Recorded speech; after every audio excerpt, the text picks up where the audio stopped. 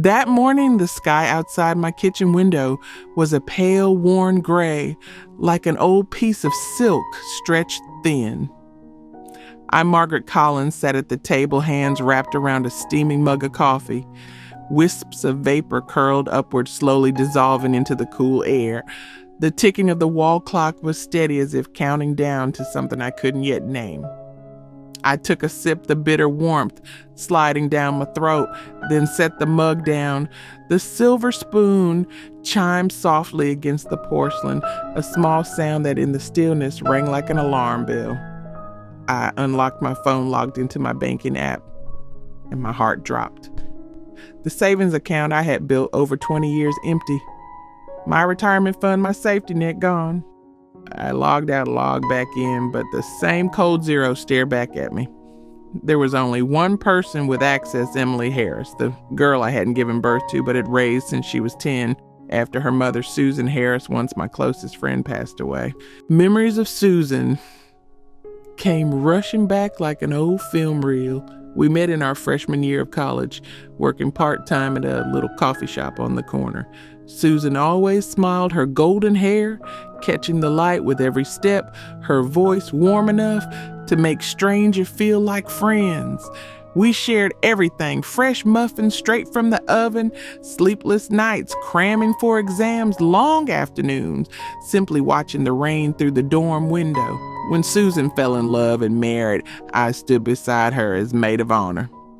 When she had Emily, I was the first to hold the baby, her cheeks soft and pink like cherry blossoms. And when the accident took Susan's life, I stood at her coffin and promised I would care for Emily as if she were my own.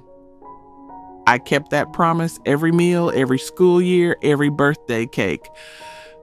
But now, staring at that icy zero, I knew Emily had made her choice, and I wasn't in it. Outside, a car hissed by a sparrow chirped faintly. The world kept turning, oblivious to the collapse of mine. It would have been easier if the thief had been a stranger. But no, this was the daughter I once thought would hold my hand for life. And now that same hand had drained my heart and my bank account dry. I set the phone down with a sharp clack. No tears, no pleading calls. I would track down every dollar. And when I had the answers, Emily would face the light where every lie would burn away. Noonlight whitened my kitchen as if the day couldn't decide between sun and rain. The ceiling fan crawled, slicing the coffee steam into thin threads that curled up and broke. Margaret Collins opened my leather notebook to a fresh page. At the top, I wrote one word taut as a steel tendon: trail. The wall clock ticked, tick-tock, tick-tock, each beat pressing deeper into skin. I called the bank's fraud line. The woman on the other end sounded like flannel but spoke like iron. I would need full itemized statements, ATM stills card touch points, any two-factor pings. Yes, I said syllables, slow, oddly calm. My phone hummed, emails poured in like a rain of receipts. Withdrawals, small, deliberate, $200, $320, $460, fresh bruises dotting the skin of my ledger. 3 states in 4 days. I put red dots on a paper map: Toledo, Ohio, Terre Haute, Indiana, Jefferson City, Missouri. I dragged a gray pencil line between them, an arc like a long scratch. I enlarged an ATM still. Grainy as sand, but clear enough to catch Emily Harris, her soft profile tipped into the blue wash of the ATM light. Around her neck, the tiny heart pendant in silver I'd bought for her 16th. Another frame, her elbow disappears into the black hoodie, her hand folding cash. Her lips in a thin line, not smiling, indifferent, as cold as the zero that hit me that morning. The spoon kissed the porcelain king, a small bright chime. I purged all bank emails from my phone, forwarded them to a hidden address, killed every notification. I didn't want Emily hearing a single ping from this room. I don't think they're driving the whole way. Marlene Parker said, nudging her tortoiseshell frames up. Retired from the central bus terminal, she kept a kitchen table littered with fold-out maps, a squared notebook, and a laptop breathing warm as an oven. Why, I asked. The gaps. She ringed the timestamps in neon. Toledo to Terre Haute car can do it, but Toledo to Jefferson City in under 36 hours with a blip in Effingham, Illinois smells like bus or rail. Wind touched the chimes outside her window, thin leaves of metal kissing with a bright, dry music. She pulled up Greyhound and Amtrak schedules. Transfer hubs, she murmured. If the ATM sits inside the transit concourse, there will be cameras. She looked at me. Want me to call my old floor manager? Call, I said. My voice sounded like someone else's, lower, denser sand, shaken out. While she dialed, I poured water. The tap thunked once. A white thread of water hissed into the glass. I counted under my breath, 1, 2, 3. Marlene nodded. Yep, cameras keep 2 weeks. If we match the cash out time, the route, the waiting hall, we can request pulls. I wrote pull footage, Toledo and Terre Haute terminals, ATM windows. Her clock bonged 3 soft notes. Across the street, a car door slammed.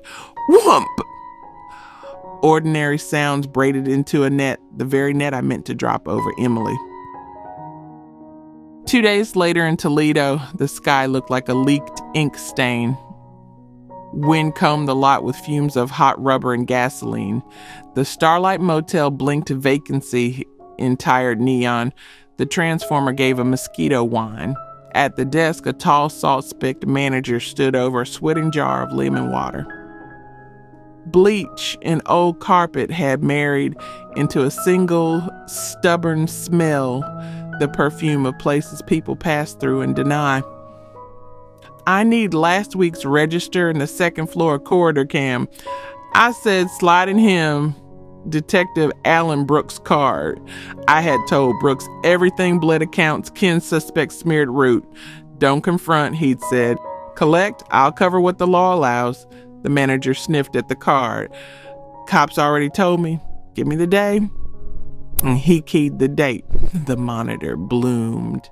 A greenish tunnel of hallway. People drifted by backpackers, a woman with a red roller bag, and then Emily dark cap, black hoodie, white tote from a thrift store 2 streets over. She stopped at room 214, slid a card, cracked the door, glanced down the hall. In those 2 seconds, her mouth tilted, not a smile. A habits check. Where's the camera? Who's at the corner? Any sound. The door should click. Payment, I asked. Cash. But the hold was a prepaid, he said, pushing a faint printout. A single pale strand of blonde clung to the corner. I stared at it, heart jumping once. Susan Harris' sunstraw hair, always shining like wet hay, flashed in my mind and fell away, leaving a cold recess. I photographed the slip-noted prepaid card check bin issuing chain. I took a copy of the video. The old black USB felt like a flat pebble in my palm. The vacuum downstairs moaned. The beater bar rasped the dry carpet. Outside, wind frisked the lot. The receipt in my pocket whispered like someone practicing secrets. Back in Terre Haute, I ducked into the Lincoln Diner off the highway. The bell on the door ling-linged. Butter and maple syrup rode the smoke of bacon. I ordered black coffee. Steam rose, stinging the bridge of my nose, and I fell briefly back to dorm. Mornings when Susan and I cut paper cups so thin a careless squeeze could fold them. If I go first, she joked, keep the sunlight for me. I laughed. I'll fold it into an envelope. Anything else? The waitress asked Cheryl. Her badge said, I'm looking for a girl. I showed the ATM still. Dark hair, black top, about this age. She squinted. Week ago, one looked like her. Corner booth, cheapest waffle, 3 refills of water. With a skinny guy in a beat denim jacket, smelled like smoke. She drew a halo over the empty stool with her finger. She kept looking at the door, like she owed it an answer. Boyfriend? My breath thickened. Could be. Didn't touch though. Felt more like partners than lovers. I tipped heavy. Outside, the wind tapped the sign tick-tock, dull offbeat. I inked another line.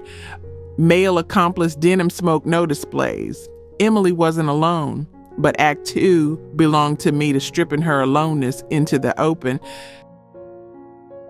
Back home with Detective Brooks' tall salt and pepper teacher calm. You were right not to call her, he said. Alerting changes the pattern. He spread a schema source account, subcard, ATMs, prepaid cards, petty spins, rooms, transit. I want a false gate, I said. A bait account that looks reactivated with a couple of normal charges, so she thinks I'm asleep. Hidden alerts. If she touches it, we log her every move. He nodded. The bank can help with the digital part. The rest, he glanced up. What are you planning? I want her to walk into a place I control camera sound witnesses. I set a small metal card on the table. Susan's old Social Security expired, kept like a relic. We'll float a story, a small insurance remainder, under Susan Harris surfaced. Beneficiary must sign in person. Emily. We send an email, a scheduling link, an office that looks the part. Have a lawyer you trust, Nora Bennett, old friend. She'll lend us a conference room. I'll bring the eyes and ears. My voice felt like a rope braided tight. Brooks' smile barely showed. You're not weak, Ms. Collins. People mistake silence for softness, I said. Silence is the moment you braid the rope. I turned the desk lamp on. Honey warm light pooled on the paper. I drafted from a new address estate as Harris, a subject notice of beneficiary appointment estate of Susan Harris, legal code language salted with provisional disbursement, identity verification, in-person signing, send the oven tick-tink I left butter cookies in to give my hands a job. Vanilla drifted up old as youth. I remember Susan crying once in the backyard over a grade and me handing her a cookie with one burnt edge. Burnt edges are my favorite, she'd said. I held that absence a breath or two, set it back square in its frame. 30 minutes, Emily opened the email, marked. An hour, clicked the link. 12 minutes scheduled, Thursday, 10:30 a.m., Bennett Law Group Room 3B. On my calendar, a box appeared, a red border, braced like a door frame. Somewhere the second hand chased the minute tick-tock footsteps in my blood. The next day I rigged the room. Nora handed me the key to 3B, frosted glass slate green carpet, a big oak table, 6 leather chairs whose wheels squeaked when dragged. The LEDs hummed moth quiet, audible only if you respected silence. I placed 2 4K cameras, one tight, one wide, a boundary mic flat beneath a blotter, a covert recorder, and a sham smoke detector, all fed into a compression deck in my leather case. I set a thick envelope mid-table inside ATM still statements, motel receipts, prepaid invoices, and an affidavit for the beneficiary to self-attest. Nora rehearsed. We'll mention a small remainder from an unliquidated policy. Ask her to verify, fill in the form, and let her speak. Let her speak, I echoed. Let the line uncoil. Brooks texted downstairs in the stairwell, 1 minute away. Don't push. Don't close the frame too soon. Let her talk. I shut my eyes for 5 counts, knocked my knuckles thrice on wood. Each thock hammered a nail. Thursday, it's her. A dust of sun sifted over the street. I arrived 40 minutes early. Room 3B smelled of new wood cable plastic, warm electricity. I set 2 water bottles on the table caps, cracked so a breath from the vent made them whistle a long, thin sigh. 9:57. I checked the mic. The faint brush of a sleeve across the tabletop read like a mountain on the waveform. 10, 12, the elevator chime ting. Quiet rubber soles counted down the hall. Clop, clop, clop, my heart matched the meter. A silhouette paused behind frosted glass. The handle turned, click. Emily Harris stepped in, thinner hollows under her cheekbones, a faint bruise of insomnia under her eyes, but the posture held one hair-thin strand of arrogance, the fractional head tilt that assessed a room in under a second. stonewashed denim jacket instead of black hoodie. The silver threaded her throat that I knew too well. A cheap, sharp perfume laid a metallic film on the conference room air. Ms. Harris Norris stood lawyer warm. "Thank you for being on time." Emily sat.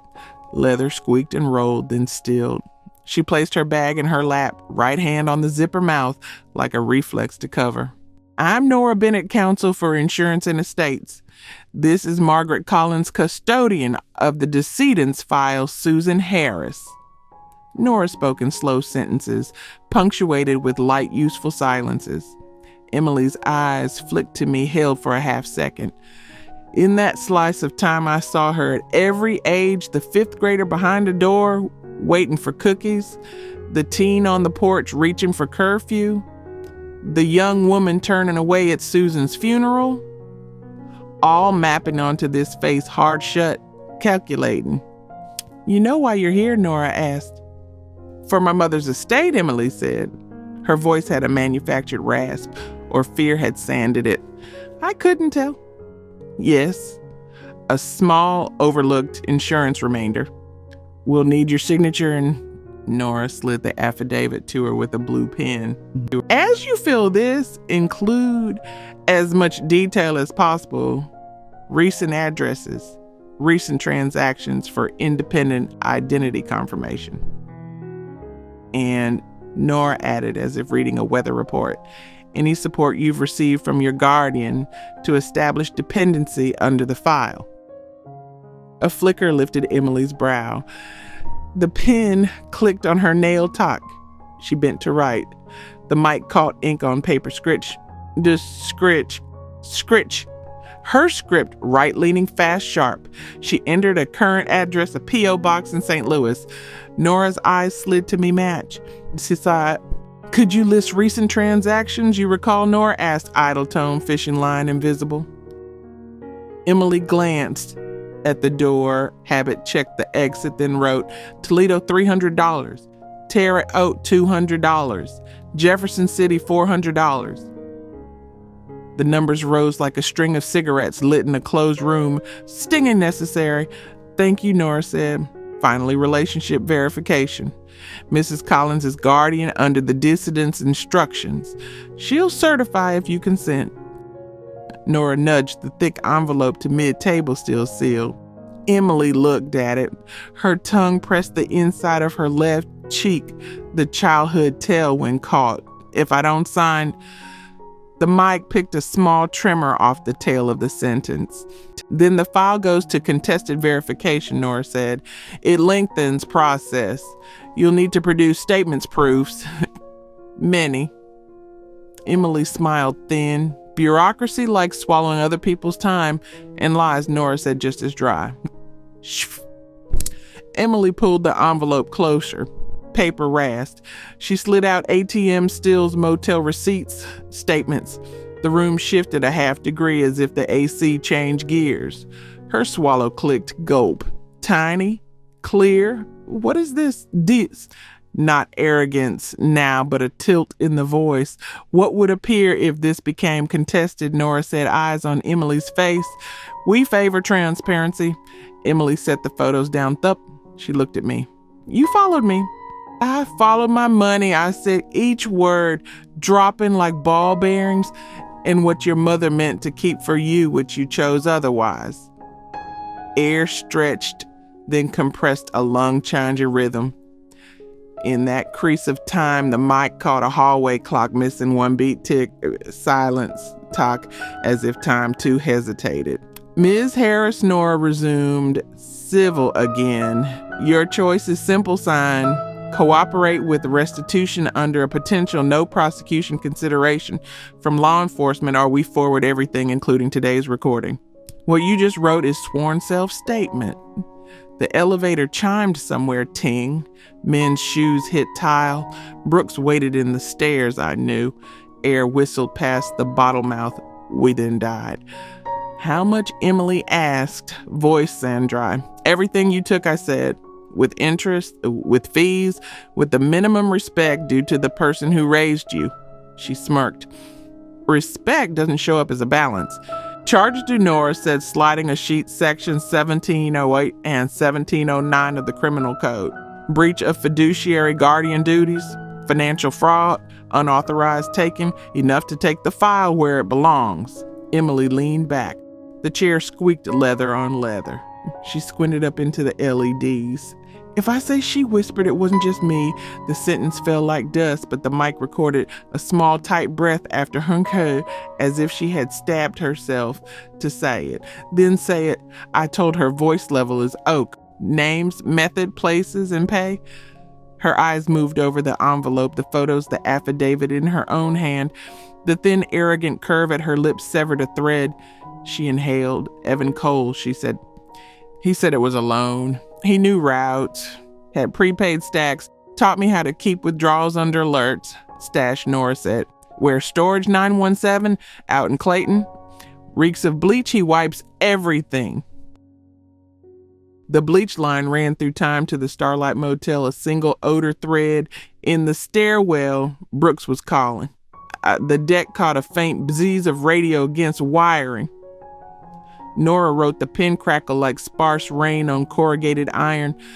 You'll take us, Nora said, today, and you'll call Evan Cole on speaker. All recorded. Emily looked at me. I looked back. The bottle sang a thin wee, once more cold hollow, almost visible. You see this, Susan, I spoke inwardly. I'm opening the window. Afternoon. Cloud-lead sky, wind ran level with the ground, lifting dust into bright filament.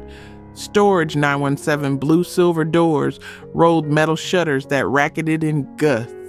Bleach leaked out of nowhere, needling the throat. Even the metal taste of my keys faded beneath it. Brooks stood 2 bays away on comms, 2 plainclothes staged like posts. Emily dialed speaker on. Evan a 1-bar shiver in her voice bare. But a friend would hear it. His voice came chewing gum or confidence. Emmy, you hear Bass Bled in the background. Cheap doll. Don't stand outside. Just a minute. Open up. A lock snapped. Door 917 rolled reed. A bleach front blossomed like a cracked dam. Evan Cole, tall, narrow jacket, sanded thin hair cut like sod, squinted at the light. He flicked eyes over me, over Nora, over 2 plastic tubs. He scented wrists the way animals scent rain. Who were they? He asked, a voice wedging into ears. Lawyer. For my mom, Emily said. Estate. Money. A pause. Brooks straightened. I heard the AC unit hum somewhere overhead. A spider hung a question mark from the joist. I don't like lawyer, Evan said, right hand tightening in his pocket. Beat it. Nora gave him a Sunday smile. Just a signature for relationship proof, then wire. Fast, clean, wire? He echoed, gaze hooking on my case. Or new bills. I opened the case, slid a fat envelope, bait paper, whispering. Evan's chin jerked. Enough I said to plug a mouth. I met his eyes. But today, opening is the service. Brooks stepped in. Evan Cole. He said, blade flat. Stand still. We have a search authorization from the owner's consent. And he pointed at Emily's phone recorded call. Evan turned. Something metal in his pocket, clinked keys ablade. He froze half step, eyes narrowed, chest rising. Don't be stupid, Brooks said. In that nodding half second, I heard water drip, tack, tack, from a condensation pipe onto concrete. So clear it felt like a nerve twitch. Evan let his hand go slack. Air in the unit deflated a notch. Cuffs snicked. Nora popped a tub. Inside unactivated prepaid stacks, a bargain receipt printer, 2 women's wallets, one the gray floral I'd misplaced, certain I'd gone absent-minded. I touched it. The leather was low and cool. My old perfume ghosted under the chalk of bleach. I shut my eyes, account set it down. Over Nora whispered, not yet. I looked at Emily.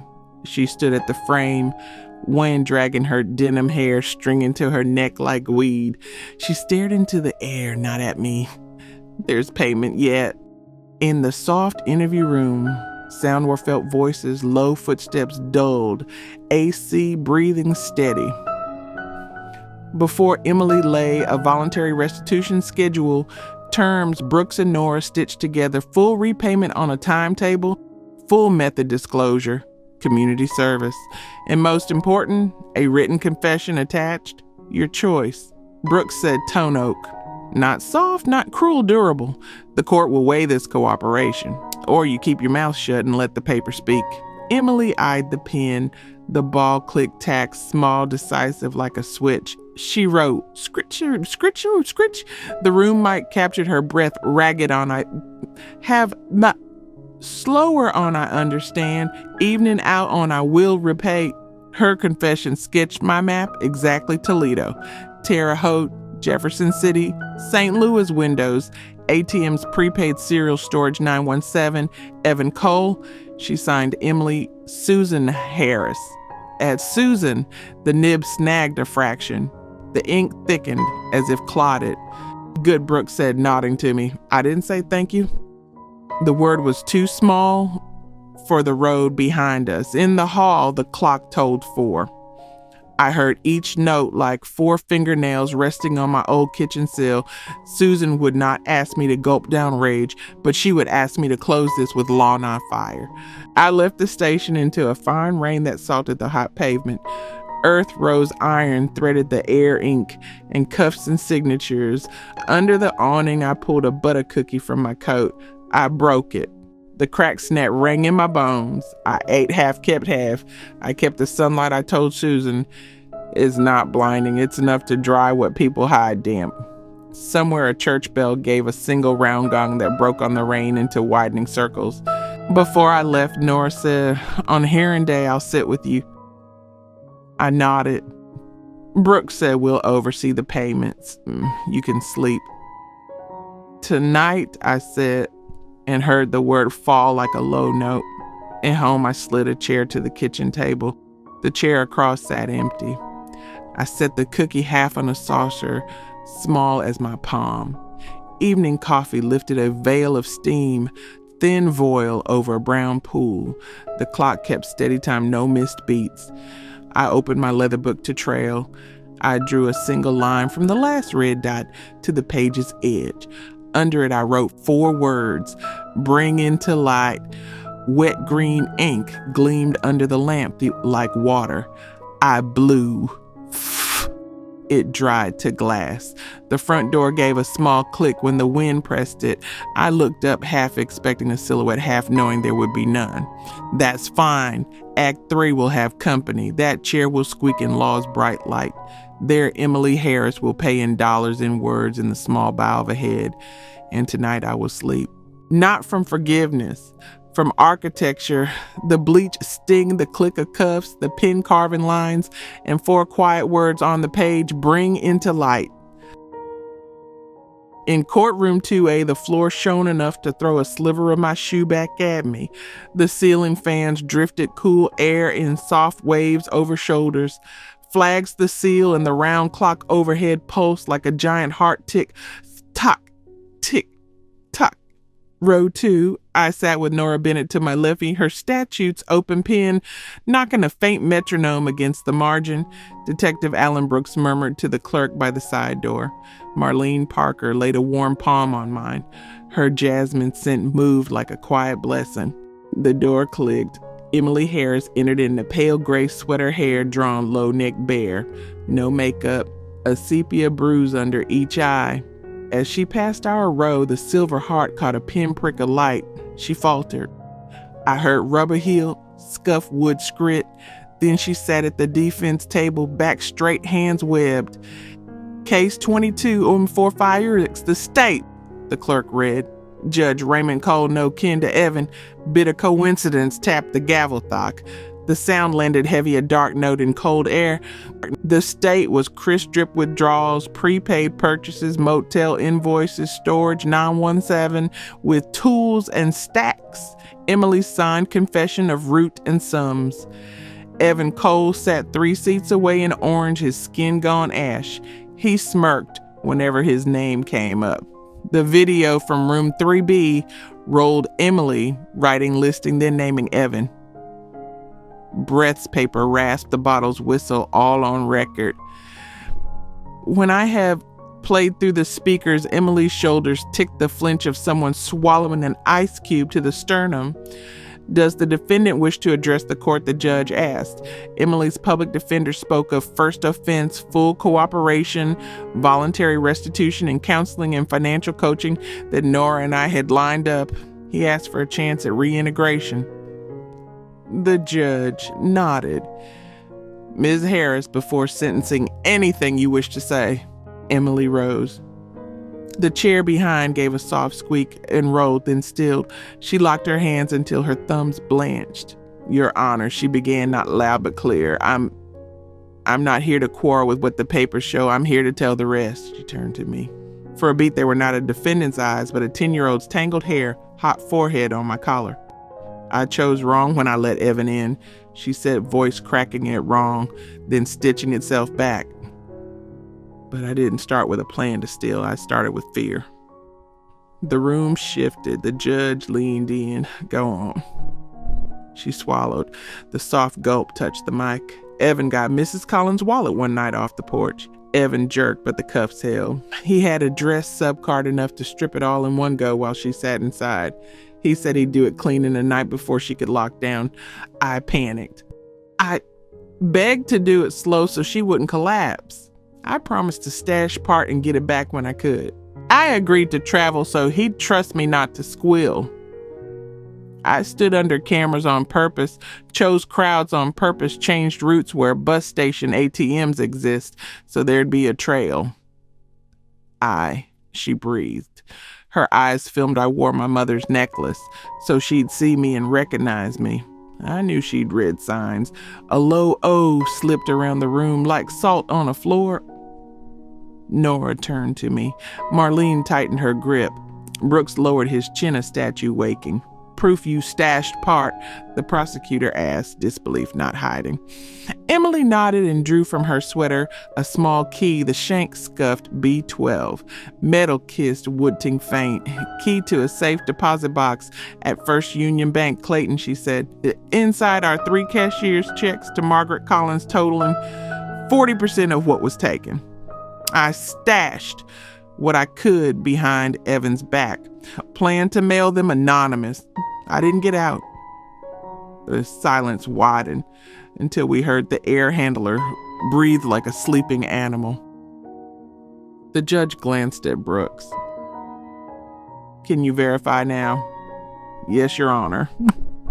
He stepped out. The door side clicked and was gone. Emily continued. Evan's a link. Gets prepaid stacks from Dex Mallory in East St. Louis. Flips cash at Sunrise Liquors. Keeps 3 other units I have addresses. She read. The clerk's keys clattered rain on tin. Evan chuckled ragged. She's telling fairy tales, he spat, cuffs rattling. You little saint order. The gavel struck Thock. 2 deputies pressed his shoulders down. The laugh guttered. A thin hiss leaked through his teeth like an empty bottle. The door opened. Brooks returned, somber face lit by a small spark. Verified, Your Honor. 3 cashier's checks to Ms. Collins in box B12, totaling 40%. Bank prepared to release today. Another this one warm, rose like tea steam. My heart changed meter from heavy to steady like the clock that never misses. Judge Cole steepled his fingers. The court notes the defendant voluntarily restored a significant portion, provided actionable intel to dismantle a ring, and has cooperated since before today. He fixed on Emily. You committed a crime, but you are not beyond repair. He turned to Evan. As for Evan Cole, the court finds physical evidence tools roll as a node and witness intimidation sentence at the upper range. Evan tried a sound, but his breath tangled. A thin wind whistled in his mouth. Back to Emily, the gavel fell. Thought. Emily, the court imposes suspended sentence with probation, 600 hours of community service counseling, and full restitution under a court-approved plan. In exchange, you will continue to cooperate to break the network. The gavel fell again, full and round, and rolled away like a coin finishing its spin. Recess.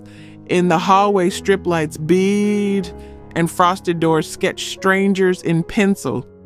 Emily walked toward me and stopped 2 handspans away. I'm Sorry, she said.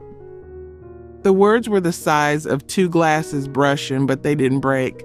I was scared. I chose the worst way to keep what I feared losing. That doesn't erase what I did. I touched the B12 key, now in my pocket. Metal cooled my fingertip, a small shock toward waking. Susan had gripped my hand before Emily's birth. If I don't get to teach her the difference between fear and wrong, you will. I had laughed, thinking life gentler. My breath fogged the glass, a small ring that melted. Sorry means a little without repair, I said. You've started and now walk the rest. I will, she said, eyes wet. She looked at me a beat long enough for the air handler to change to a lower hum. Could I sometimes have coffee with you? Her smile was awkward, half 10-year-old, half adult, speaking first words. I nodded. Yes, but not where we used to. Somewhere the light reaches the table. A month later, we sat in my kitchen. Nora stopped by with the staged restitution papers. Brooks brought news East St. Louis nodes down 3 rungs. Marlene carried a hot apple pie parchment crinkling in like dry leaves. My coffee steamed again in rings of vapor, drawing lazy circles. I stirred. The spoon touched porcelain king, the same note, same ring, only now warm. Emily cupped a white mug in 2 hands, letting heat sneak into her knuckles. Her eyes paused at Susan's frame. She went to it, unclasped her necklace, the tiny click of metal, and set the heart before the photo fingers, holding a heartbeat as if wind might lift it. I think she said it should go back where it began. I touched the frame wood, cool and smooth. In my head, Susan laughed. Keep my sunlight. I answered, it's right here. With Nora, we made a little scholarship fund, Susan's Light. After restitution, a portion would seed small grants for local girls, 17-20 at risk, who needed financial mentoring and a trade path. Emily insisted on volunteering Wednesday nights in budget classes, where each dollar goes in the notebook like a promise. On her first night, her hands shook. The paper in them made a sound like first rain. If you mess up, she told the class, don't hide in the dark. The dark only feeds fear. Flip the switch. People will see you and the exit shows up. Late, my kitchen was a small chapel. The clock kept tick-tock. I opened the leather book Trail, now overgrown with new green lines restored, brought to light repair. At the bottom, I wrote 4 words each with a firm round period like pebbles dropped into a stream. Forgive, permit, learn, anew. I closed the book and palmed the cover. Outside wind teased the chimes, a tiny bright measure as if testing time for a new song. I poured more coffee. Steam drew a thin stroke under the lamp steady. I shut my eyes and listened. The king of the spoon, the soft breath of the vent, the low fridge, hummed the clock's faithful pulse. Somewhere in that braid, I heard Susan whisper, "The light is enough, Margaret." I smiled a happy ending kind of smile and blew across the cup. The steam rings opened and vanished, not gone, just becoming air, the way light fills every corner of a room that once held shadow.